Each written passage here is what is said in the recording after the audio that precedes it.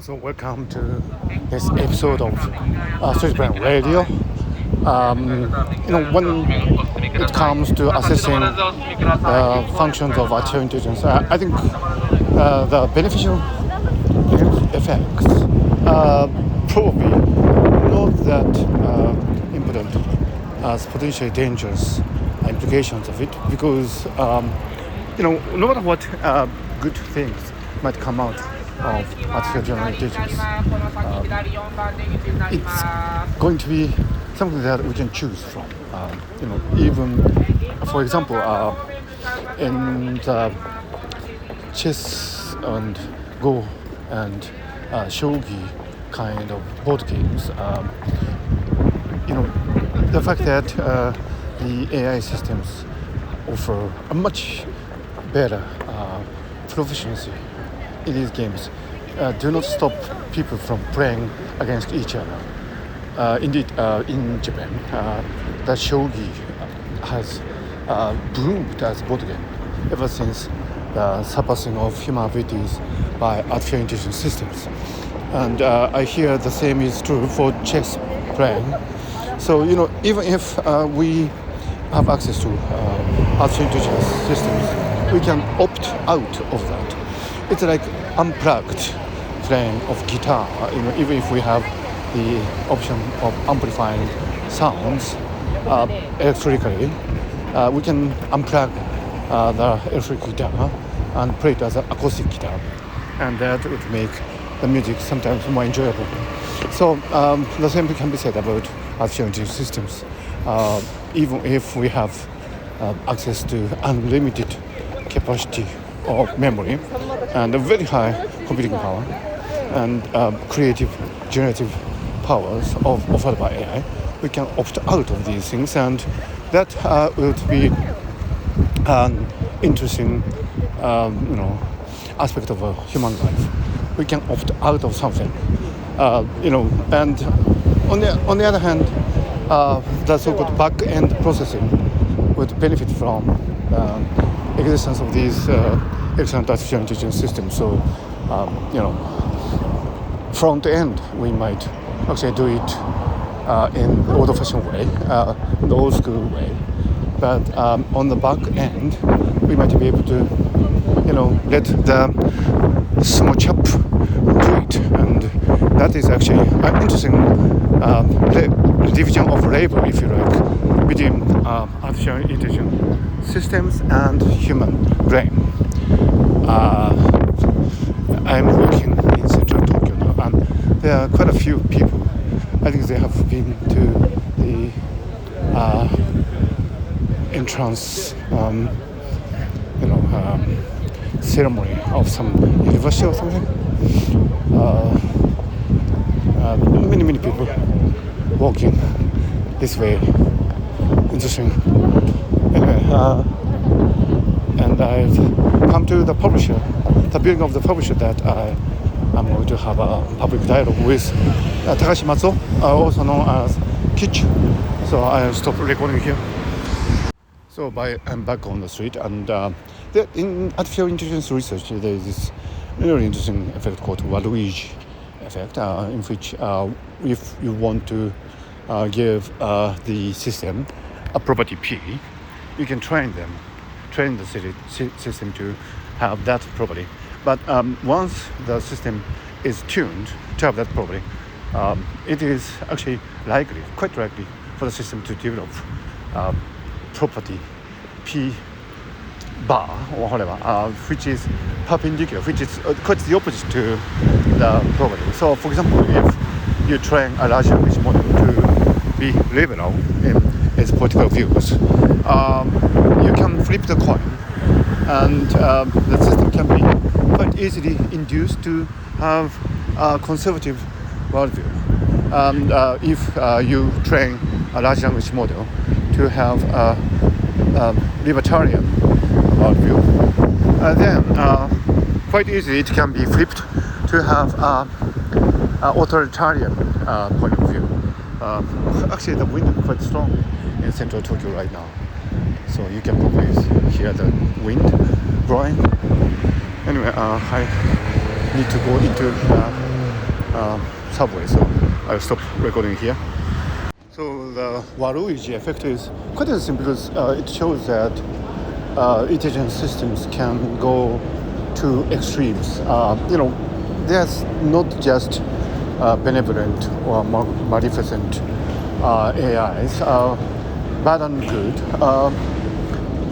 On the spectrum, it's not that the bad is further from the good than medium.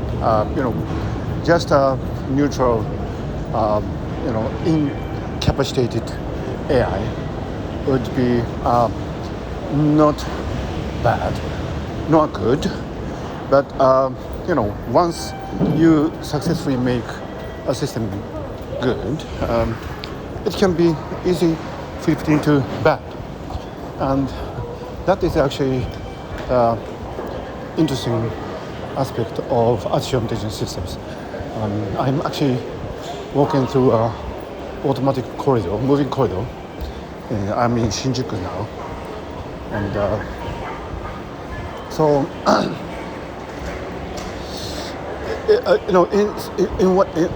in a way, making something intelligent can work in both ways. It's like Einstein's discovery of E equal mc squared. You can use it to power a nuclear plant, so that to provide electricity to tens of thousands of households. That would be a benevolent use of knowledge. On the other hand, it can be used to make nuclear weapons. And if you look at the devastation of Hiroshima and Nagasaki, you would feel that maybe we didn't need this knowledge at all. There are really interesting movements going on in Europe, and governments are moving to ban ChatGPT. First Italy, and then many other governments might follow that. And there's this debate of whether you can uninvent a thing once you invent it, and you could argue in many different ways. And but the thing is, once you invent a generative AI, it'll be difficult to uninvent it, and generative AIs can be used to enhance human civilization and also to destroy it.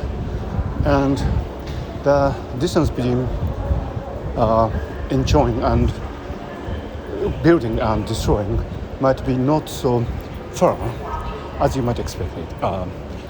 You can easily use technology to build a new civilization, but also to destroy an entire civilization. And that the distance between these two effects will not be so different, so great. So it's, there's an enigma here. I mean, when you think of some property, P, in one dimension, for example, let's say P has a value of positivity and negativity, and when P has a value of positivity, you'd assume that it would be very far from the negativity of P.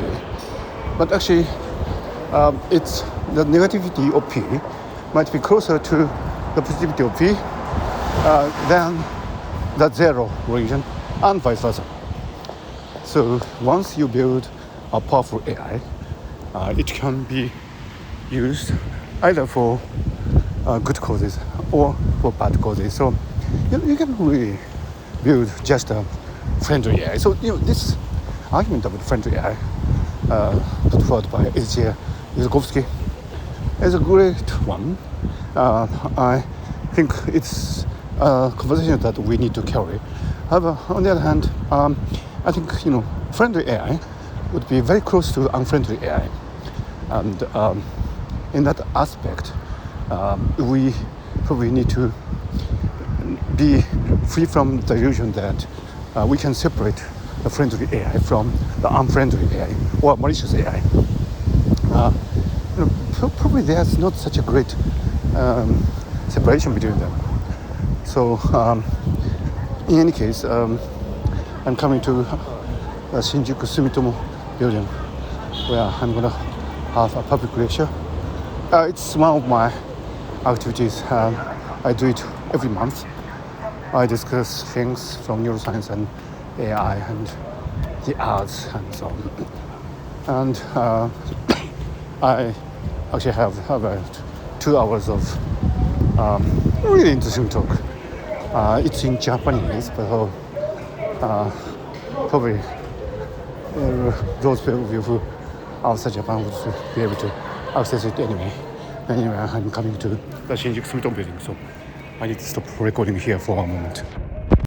So actually, I'm in the Asahi Cultural Center audio room, and I'm actually giving a lecture, but meanwhile, I'm breaking the lecture profile, and I'm talking about the GPT-4 and so on, and implications, and how it's a dead end unless the data and how the training process was conducted made open. But anyway, I have to go back to the lecture, and see you soon. And so this is day 2 of this episode, and I've been discussing the relationship between the good and bad intentions in large language models. And the most important aspect of this is that because large language models can be, although they can be fine-tuned so that they would put only good-natured things. For example, if they asked about political views, they would come up with politically correct answers, and that is fine. And that will be indispensable for commercial use, like the business model adopted by Microsoft. But at the same time, it is not really, guaranteed that the large language models would output only beneficial things. And when I think of the mantra by Google that they don't do evil, I think it's quite interesting that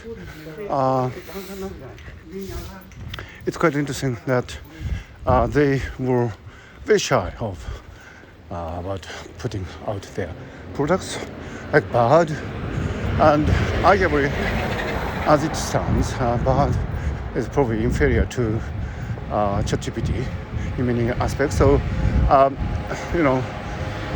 the performance by Google's Bard system was underwhelming to the best, which is a really great disappointment for long-term Google fan like me.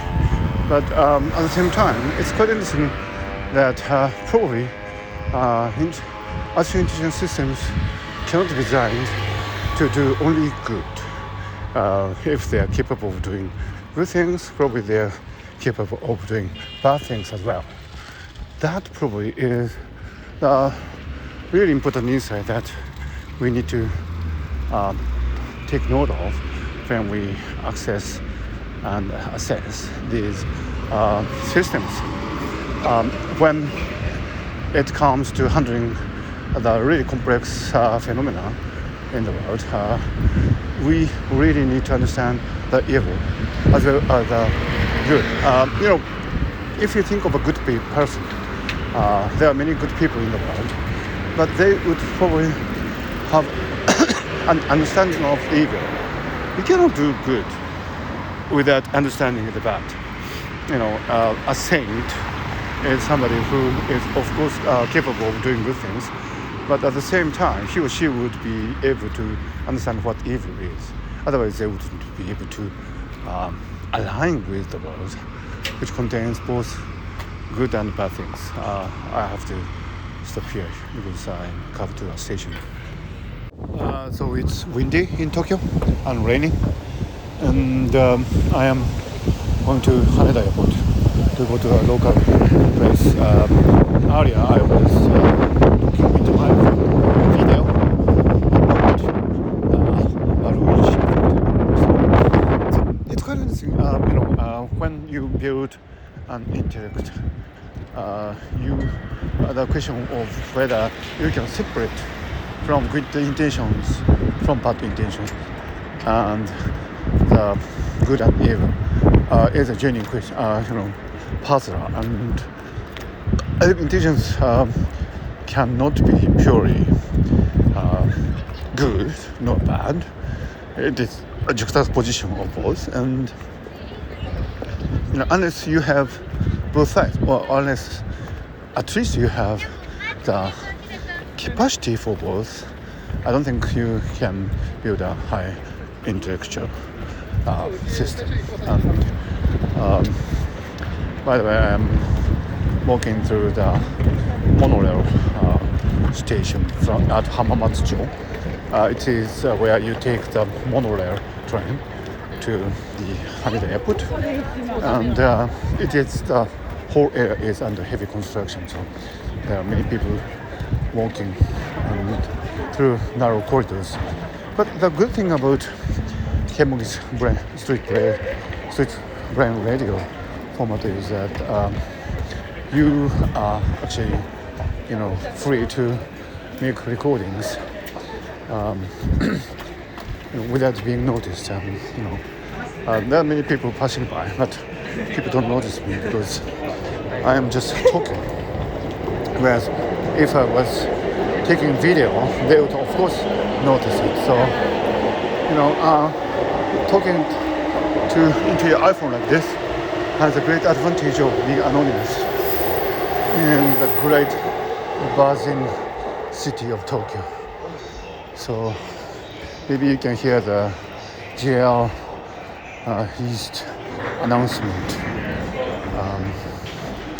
Anyway,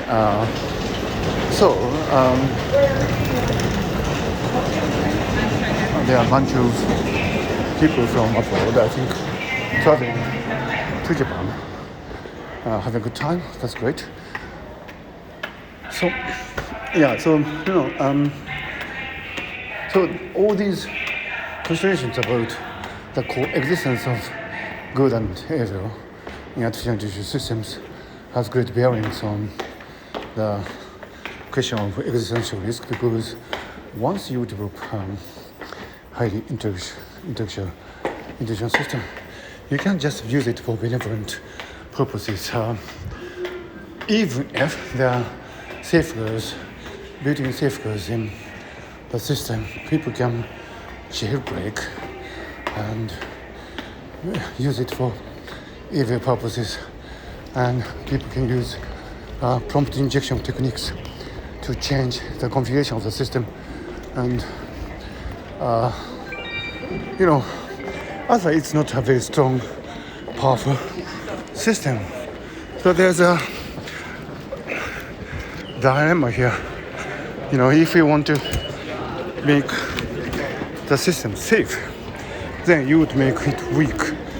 Indeed, the famous weak AI versus strong AI debate can be shifted towards an argument about whether we should make artificial intelligence systems weak enough so that we can just put good intended purposes in it, as opposed to all-encompassing system where the system would be also capable of evil manipulations, which would be a strong AI.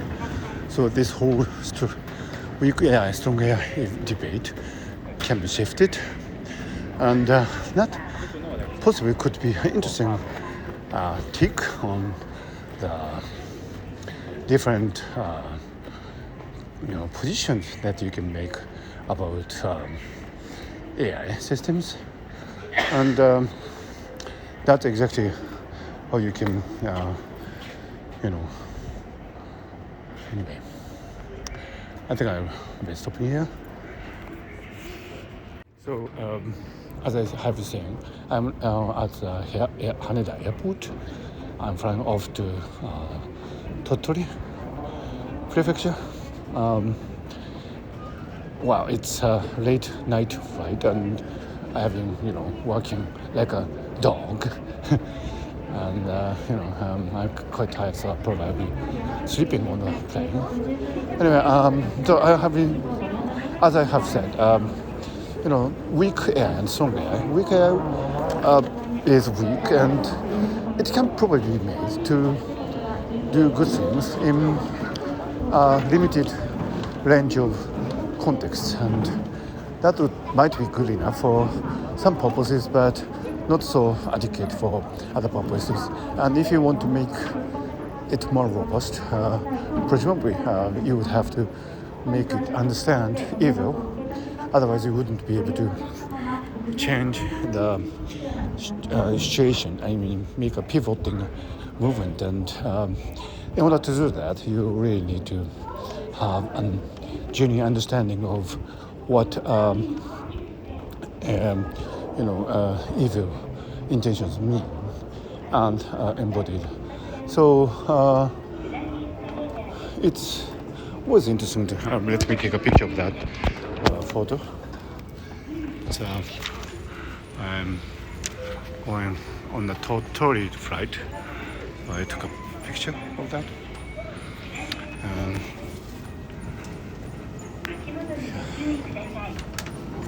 It's hard work, hard life.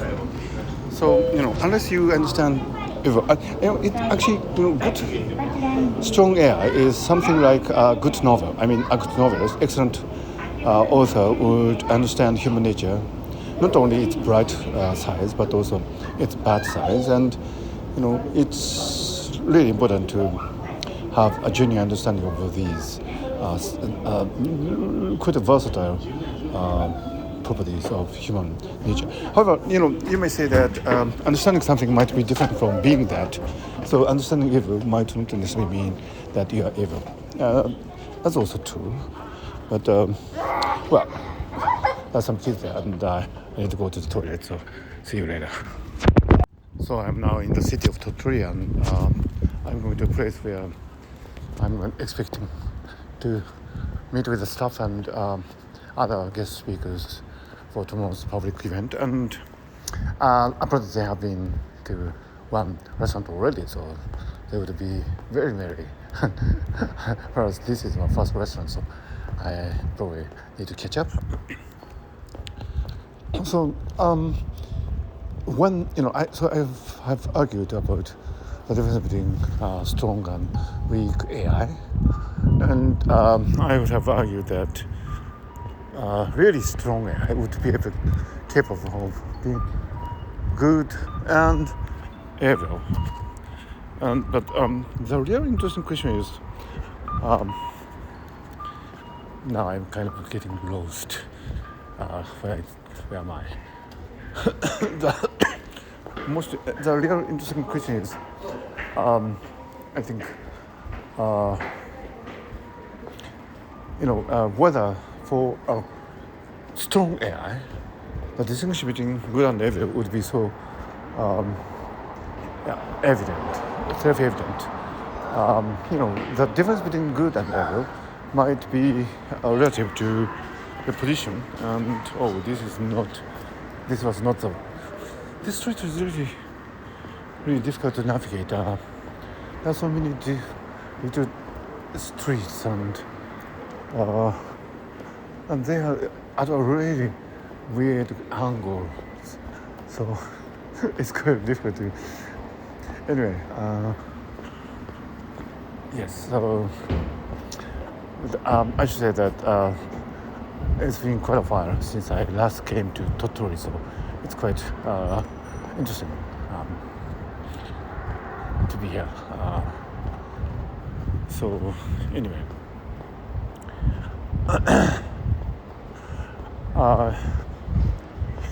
it's quite interesting. Yes, I need to go in this direction. I think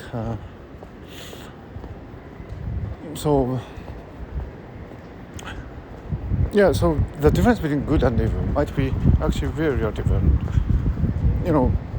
a strong AI might not make that distinction. And for example, is it good to destroy enemy's battleship if it is set on attacking us.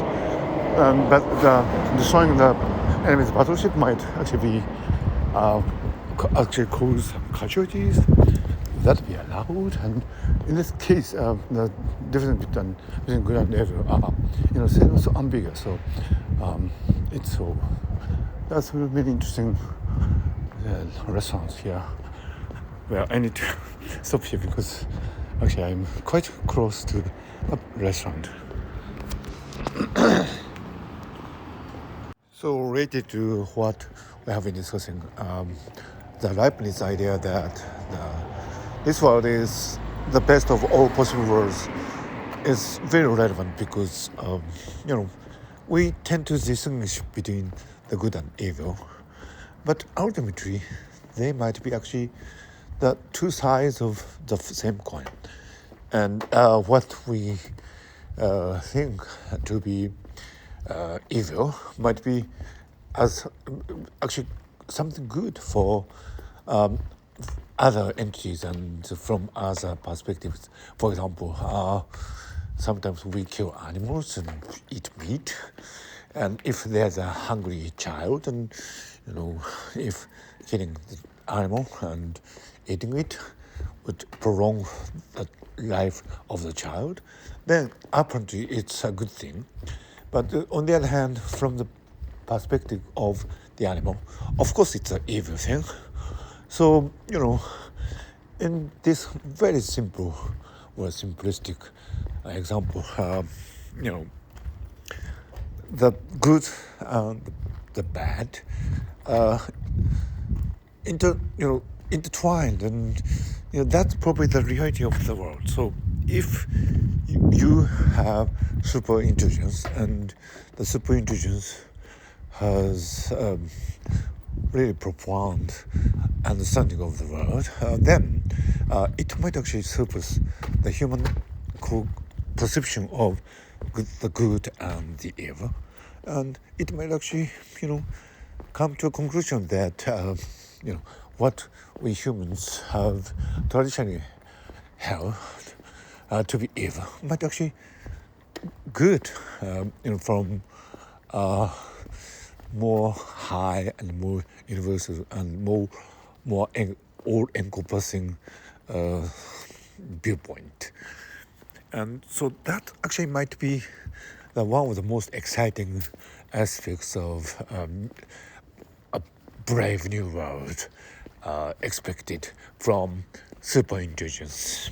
And actually, as we work toward singularity, actually we might immigrate to a domain where we would bask in the sun of something that is beyond good or evil.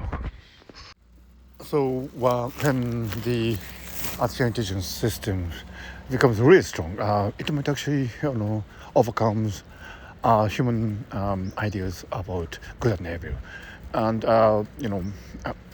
as Leibniz mentioned, probably this is the best of all possible worlds, and the evaluation function is already optimized. And actually, the evaluation function might be